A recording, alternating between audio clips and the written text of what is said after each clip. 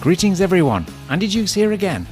If you want to learn how to drive or ride at the limit, then you better talk to KK Wong. He's a certified BMW Motorrad, BMW M and MINI Instructor and one of the best car drifters I know. He's also a product trainer who knows the brand inside out, so is your go-to guy on all the latest models, M1000 RR included. He's also ridden BMW bikes extensively in Asia, Europe and the USA, so it's always interesting to hear his perspective on overland travel and places to visit. Tell you what, let's take a ride to Kuala Lumpur right now and catch up with the man himself. KK, welcome to Ride and Talk. Great to have you on the line from Malaysia, my friend. Hey, thank you, Andy. Nice to see you too, mate. So tell us a little bit about what you do for the BMW Group then, because it sounds to me like a dream job. Well, I'm still living my dream. A bit of a history. So it started as a passion in 2007. So I was the president of a car club in Malaysia, and then there was an advertisement looking for trainers, and I said, why not just give it a shot, right? And went through a few rounds. I was selected to undergo 2 weeks of training with the chief driving instructor from Munich, Klaus Heimel.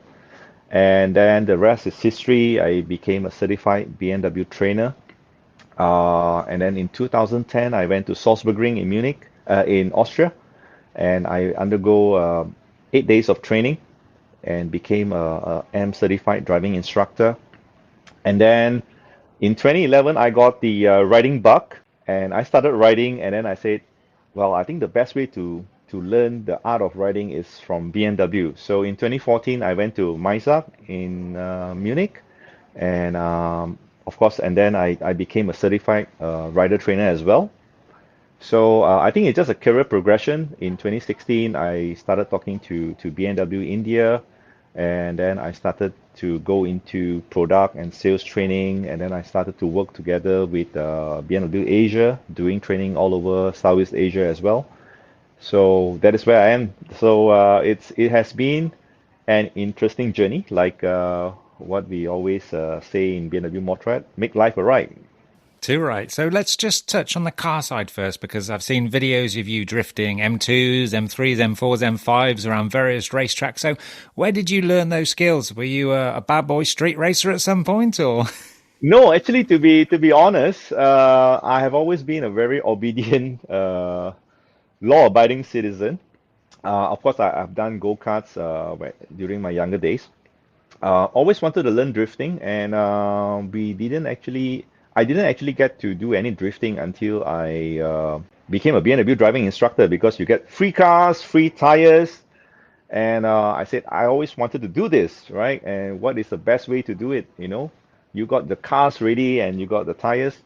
So I started practicing during free time, during lunch. I have the track in Sepang, the cars. So I just watch a lot of videos on YouTube, how to drift the car and how to be better. Of course, there was some guidance from Klaus. So basically, you just need a lot of practice, a lot of driving time, and knowing what you need to do. So even before I started to learn about drifting, I asked a lot of people. I said, how do you drift the car? So you get 10 kind of different answers. Very similar to when I started riding, you know, and I was struggling to go around the corner. I was asking these guys, how do you go around the corner so quickly, so fast? Okay, bro, just twist the throttle, you'll be fine. And of course, I found out that's not the truth, right? So, and that brings me to the point that you always need to find the right way of doing things, whether it's driving, whether it's riding, the right technique, and then you practice on that, and that's how you get better. So yeah, so drifting, it's very simple actually, but you need a lot of practice, and then that's how you can become better. And then you just need to keep practicing and try to do different things, try to increase the level of difficulty. But it's not difficult, you just need a lot of practice. Yeah, absolutely. Yeah, there's no easy way to success, is there? Now, we don't normally chat about cars on the Ride and Talk podcast, but these are M cars and they're something special. And I remember Tom Sykes and Eugene Lafferty telling me last year or the year before just how blown away they were by the power of these things. And they ride factory superbikes for a living. So just how good are some of the latest M models, KK? The cars actually have been fantastic. I actually own a E46 M3. I had the E36 M3 prior to that. The M cars, what makes this car so special? It's a very usable car, if you ask me. You can bring the car to a golf club, you can go to a shopping mall, and at the same time, you can bring these cars to a racetrack where you'll be slower than our competitors. Now these cars are so powerful, a lot of torque, and they are very quick off the line. And the latest M3 and M4, what is so surprising is the handling of the car. It's especially the front end of the car. They actually have spent a lot of time working on the front end, and the car just turns into a corner, and you can actually put a power down very early towards the exit of the corner. So the M class for me, it's a wonder in the sense that it's a car that can do everything. Instead of just being very specific, very fast on the racetrack, or yeah, most of these cars are just very fast on a racetrack.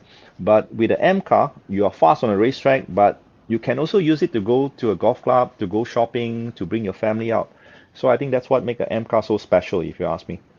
Sounds like the only car you'll ever need. Now, you've done M taxi rides at various racetracks across the world. So, what's the reaction of the passengers that you're taking with you? That must actually make it all worthwhile. And did you ever take any famous passengers as well?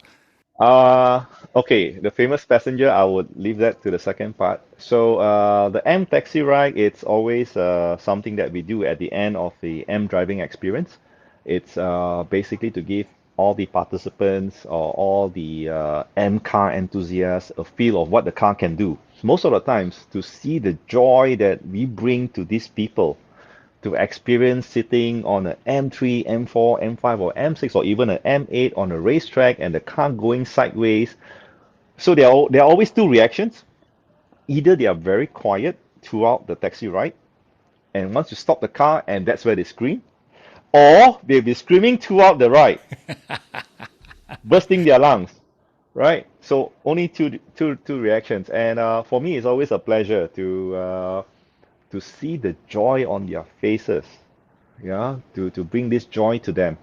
Okay, so that's what we always do with the M taxi rides. It's always the highlight of the show. Now, the most famous person I would say, okay, for Commonwealth countries is Sachin Tendulkar. Ah, world famous cricketer. Unbelievable. Unbelievable talent. He is super talented. I could share a story with what happened with him. So we did the M3 M4 launch in 2016 in India at the Boot International Circuit, which is a F1 circuit. And of course, Sachin is a brand ambassador for India. So he came over. So it was his first time on the racetrack, and I was given the task to guide him through the racetrack, to teach him how to drive on the racetrack. So the first thing that I always do is to explain to them what is understeer, because that is the most common thing. Everybody wants to charge into the corner, wants to go fast into the corner, but what happens after the apex, that's a different story. Yeah? Usually they will understeer out because they have gone in too fast into the corner. So I have to guide him through a walkie-talkie. I said, okay, Sachin, slow in, fast out. Fast in, never out. You remember that, Sachin? He said, okay, okay, okay, okay. So I was driving him, so he was guaranteed, for sure, he was understeering everywhere initially.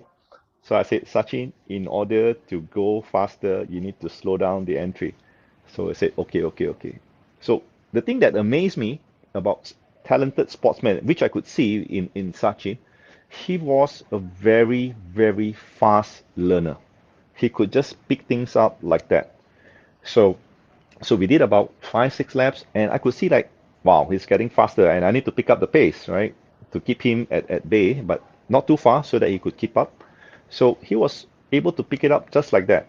And then the control tower radio me is like, okay, Wong, we need to close the track. We need to get Sachin to the press people. So we need to wrap things up. So I said, okay. So I had two walkie-talkies, right? So on the other walkie, I said, all right, Sachin, this is the last lap.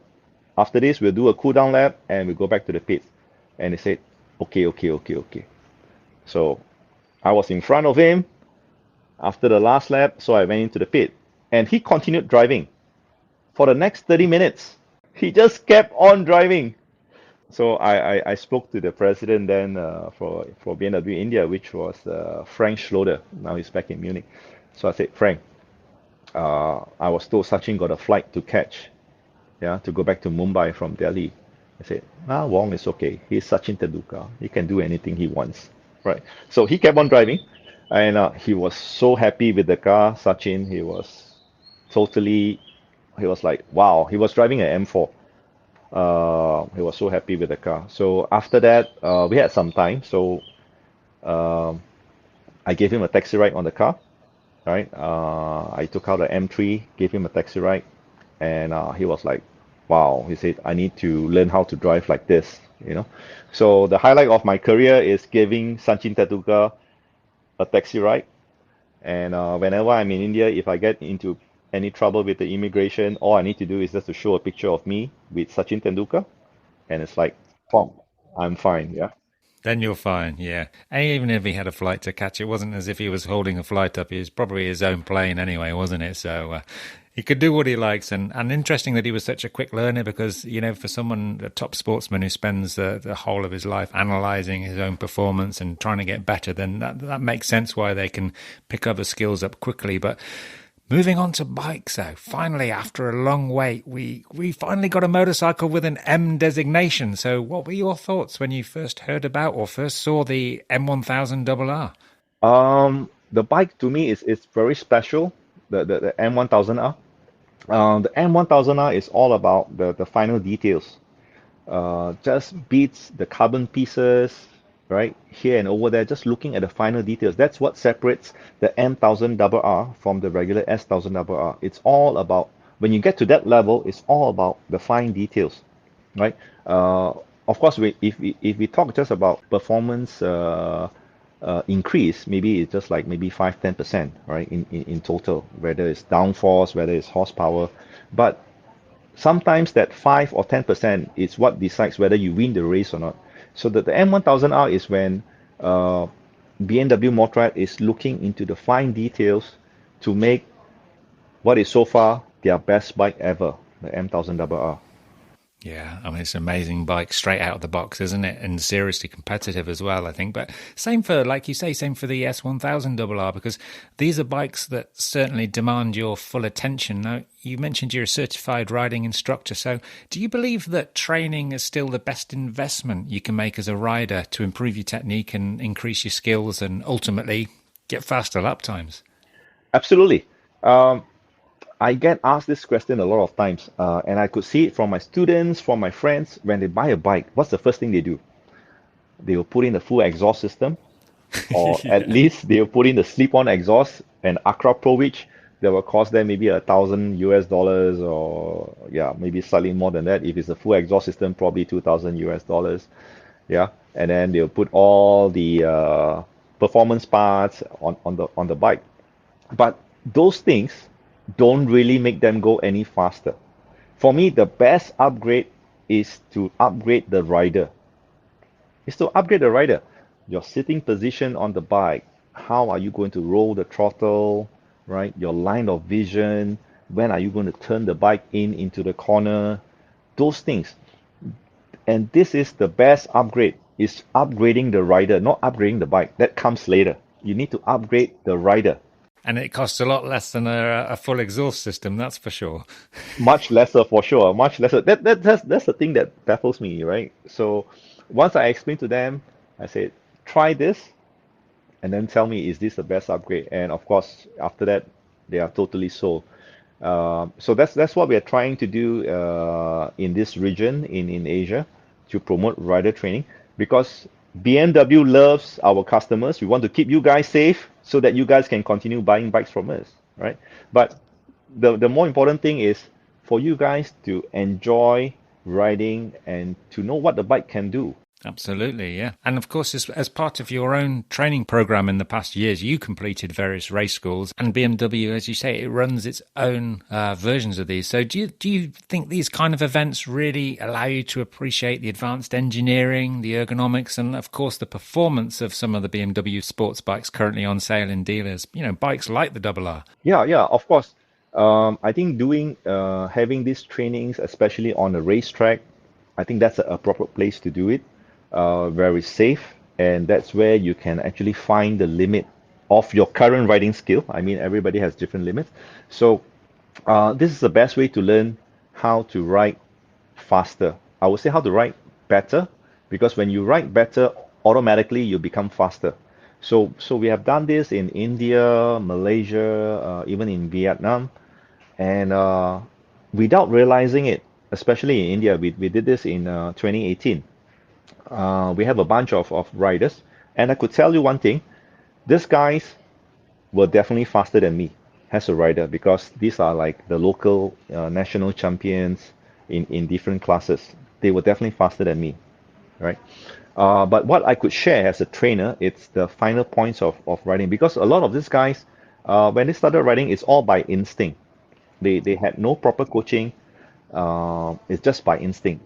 They are very talented, but they didn't get proper coaching. So I just shared with them some drills, some pointers, and as a trainer myself, there is a lot of happiness when I see that, well, when they tell me that at the end of the training session, like, wow, I just clocked my personal best on a racetrack. I'm like 1 to 2 seconds faster than my personal best prior to this.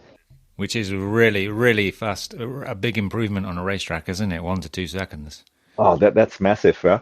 So for me as a trainer, and the program itself by BMW Motorrad, so it is proven to work, and the best way to do it, of course, is on the racetrack. Yeah, it's not on the public roads.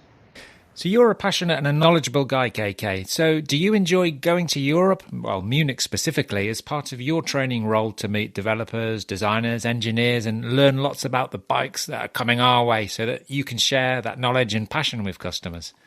Yeah, of course. That's a trip I always look forward to every year. So we have this trip called the PLT, Product Launch Training, which usually happens around December or January. So that is when we get to meet the developers, the engineers, the project team that actually developed the bike, and we could actually get insights into the bike, why certain things are developed the way it is, right? And that is where, when I come back to Malaysia or even to other countries where I'm doing this training, I could share this information with them, which is normally not available on the internet. Okay, for example, why is the engine designed this way? For example, why the S1000XR doesn't have shift cam? Why the S1000RR have shift cam? Right? So there are reasons for it. So this is where I'm able to disseminate information to the people, right, that needs to know, to our customers, to our enthusiasts, to our to people that love our brand. So the part that we get to meet the developers, the project team that developed the bike every year at the beginning of the year is kind of cool, and also the opportunity to get read this to ride these bikes before it's actually being launched. So that is the nicest part of it. We first came into contact back in around 2011, I think, when you'd bought an F800 GS and taken a trip from your home across the border to Thailand and then on to Laos. From what I remember, we made a story on you at the time. This journey really gave you a new perspective on the possibilities of adventure riding, didn't it? Yeah. So it was actually a challenge from a friend of mine, you know. So prior to the F800 GS, I have a K1300R, which I still have it. I love the bike, absolutely to bits. So he said, you need to do, yeah, overland trips, you know, in order to be a good rider, you know. So I said, okay, what the heck. So I bought a F800 GS because a friend of mine has traveled around the world with it. I planned a trip to ride from home over 2 weeks from Malaysia over to Thailand, North Thailand, and then to Laos, back to Thailand, and then back to Malaysia. And that was one of the best trips I ever made. And of course, I've ridden in America, I've ridden in Europe. Those trips were great as well. But riding in Thailand and Laos is a lot cheaper, but the experience is still the same. You get to see things that you wouldn't believe it, right? When you go up in the mountains, you get to see the hill tribe people. And we were lucky in the sense that they were having some festival. They were all dressed up, the Hmong people, and yeah, when they saw us with our big bikes, they were so happy, and they just wanted to touch the bikes, ask us where we came from, and stuff like that. And what I always like to do when I go to different countries is to experience the local delicacy. I will try anything, everything. You just have to be part of it, right? I mean, that's what experience is all about. And if you guys haven't been to Laos, I would highly recommend you guys to go to Laos. It's such a beautiful country, a lot of mountains, beautiful roads for riding, very friendly people. It's just an amazing country. Just that not many people have heard about it, but it's really great in Laos. Yeah, I'd thoroughly agree with that. And the people never stop smiling either when they see the bikes literally coming running out into the street. All the kids just to get really excited about motorcycling, and of course we share that excitement as well. So you live virtually on the equator in Kuala Lumpur. So what kind of rider clothing do you use back home in that heat? So for Malaysia, it's very simple. Our weather forecast, I think it's just very simple to become a weather forecaster in Malaysia. So either it's raining or it's not raining half the time. I guess it's very similar in the UK. So the perfect riding gear in Malaysia or in tropical countries, what I have the airflow suit, right? That is my go-to suit. And I think that is one of the best suits that BMW has made for this kind of weather. The other one is the air vent. But I wear the airflow most of the time because of the quality of the suit. I don't mind to say it, I have fell off the bike twice with the airflow suit, and the suit has remained intact. I didn't get any serious injuries, not even bruises or blue blacks, right? Because of the Dynatech material on the suit. First incident was it was not my fault actually. I was riding up to Genting Highlands up in the mountains, and there was diesel on the road. There was oil on the road, and I just lost my front, and the bike just slided through, and could see the diesel, and there was just like barely a scratch on the jacket. So I swear by it, airflow jacket for tropical countries. So that is my go-to suit in Malaysia, airflow. In fact, when I was riding in America in 2013, I was just using my airflow suit, right? So these guys have all their rally suits and you name it, right? They look really good. I had my airflow suit. But you know, we were riding in North Carolina actually, up Smoky Mountain. So the weather changes in America, just like in the Alps, right? It could be wet, it could be cold, it could be warm suddenly. So I had my airflow suit. So when I was up in the mountain, all I need to do is just to put on the rain jacket on top of it, and I'm good to go. When I'm down on the descent, remove the rain jacket. Temperature is up to like 26, 28 degrees Celsius. Perfect.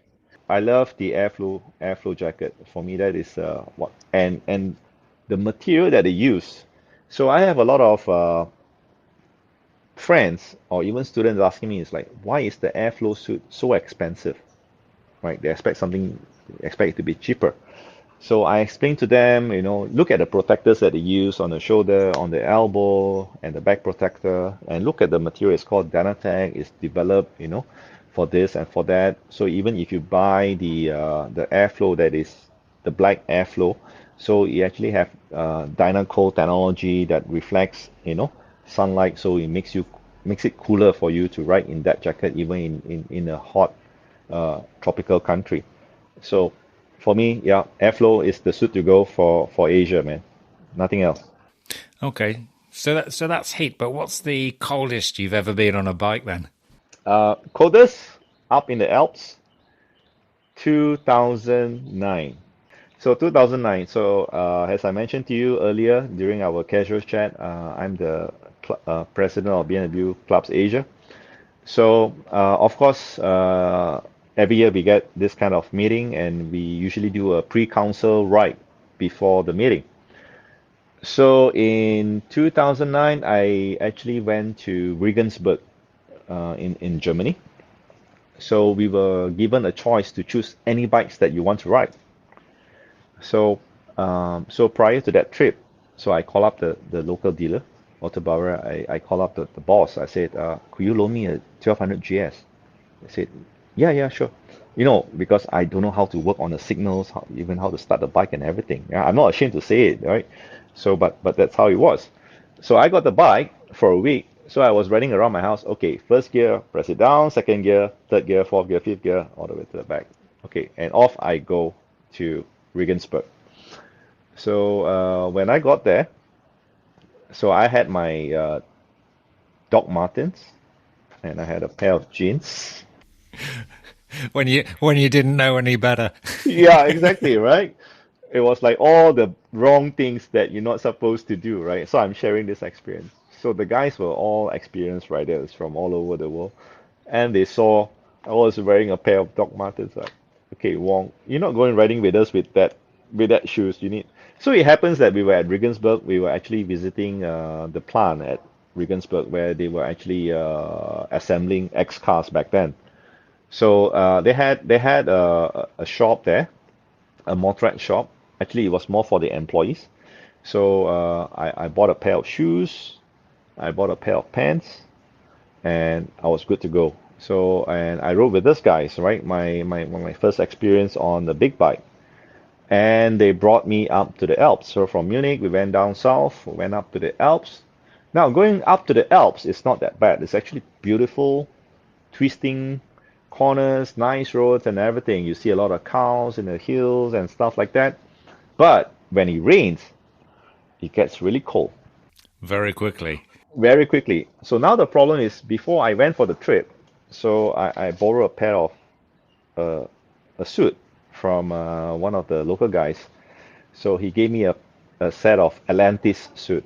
So he said, bro, you may not be the fastest rider, but I make sure that you are the best looking rider. So Atlantis suit, good stuff. But the problem is I'm about 6 feet and he's about 5'8". So I couldn't zip the bag. And short on the arms and short on the legs. Yeah, short arms and short legs. So I couldn't zip the bag, right? So when it rained, the water just got onto my bag, down to my Straight rear down. end, down to you know what, and down to my foot. And I was frozen, mate. I mean, they said I don't want to say it on your podcast, but literally the two nuts were frozen. Once that area gets cold, there's no way to get it warm again. Not while you're on the bike, anyway. No, because the BMW handle warmers, whatever, is only work on the handle, it doesn't work anywhere else, right? So, so whenever I stop at the rest area, I would change my socks and everything. Yeah, so to answer your question, so yeah, up in the Alps when it's raining and you don't have proper riding gear, so I kind of emphasize on that actually. Whenever you ride, whether it's in a hot tropical country or whether it's in the States or whether it's in Europe, you always need to have the proper riding gear. Yep, totally agree. Yeah, I think we've all made that kind of mistake in the past. Back to a hot place, though. You've spent quite a lot of time over in India, and I'm just interested to know how the market's developing over there for motorcycles now. The market for BMW Motorrad has grown tremendously in India over the last, I would say, 3 years. I've done trainings for dealers before they were open, yeah, pre-opening trainings, and I could see the growth in India. It's a very challenging market, but BMW is, I would say, at the moment, correct me if I'm wrong, I think in terms of total sales for big motorcycles, I think currently they are at the number 2 spot, and I have no doubt that eventually they will become the number 1 brand, premium brand in India. The potential in India is enormous because of course, yeah, the population it's enormous as well, and a lot of people are on bikes. Yeah, potential. That's a good description for sure. And from my experiences, I think some parts of Asia offer amazing opportunities, especially for adventure travel. So we're coming back to potential. Do you think that Asia in general is an untapped market with a lot of potential for motorcycle tourism? Oh wow, I think that hits it on the spot. There are so many places in Asia that I think is not well known, especially to the West. I would say even to the West. I say even to Malaysians, especially, or to even to Singaporeans, right? I can name you so many places, but I'll just say a few, right? So you have been to the GS Trophy, for example, not far from Malaysia, maybe 3 hours flight from Malaysia is Chiang Mai. So that is the northern part of Thailand. You can do the loop. They call it the 1,860 corner loop. You can do it within 2 days. You can even do it within a day, but take your time, right? It's not about going around and doing the loop in the fastest time, but just to experience it, experience the culture.